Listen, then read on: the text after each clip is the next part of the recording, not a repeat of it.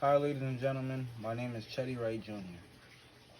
In this speech, I'll be talking to you about sterilization of Romas, deportation laws, and the final solution. In the early 1900s, Jews were split up by religion that they practiced. The split took place during the migration and the war, and they were also broken up into two groups called Sinti and Romans. The German police deported Romans from Austria to ghettos for Jews and Laws, where they were segregated. Within the first few months, almost half of them died because of lack of food, terrible shelter, and low amounts of medicine available. These facilities became long-term holdings for Romas, and they died due to terrible living conditions. Now that I have talked to you about racial policy of Nazi Germany, I will now explain sterilization camps. In 1933, Romans were issued to Nazi concentration camps. They enforced sterilization laws to depopulate the Romans. They targeted women and anyone with social defects. Nazis believed that they were doing the world right with enforcing sterilization laws. They wanted to limit the amount of Romas in their population for the future. Nazis put Romans in concentration camps to basically keep an eye on them, control them. Romans were told stories that were false in order to keep them in concentration camps, but in actuality, Nazis were not going to let them out of the camps.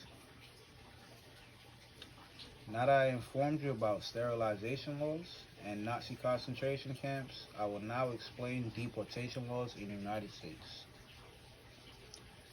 Between 1882 and 1924, the U.S. government deported hundreds, if not thousands, of people every year.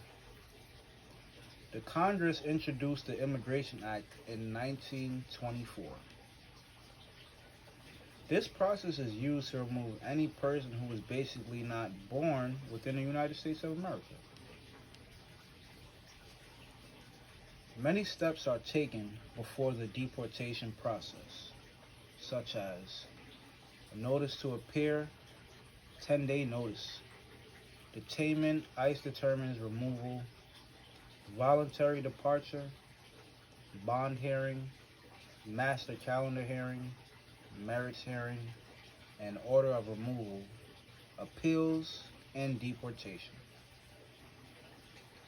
Deportation laws restrict immigrants from getting proper legal entities to work in the United States of America. It is hard for them to get green cards, which is part of legal documentation needed to work in the United States. Undocumented immigrants usually work off the books and make up 17% of the workforce.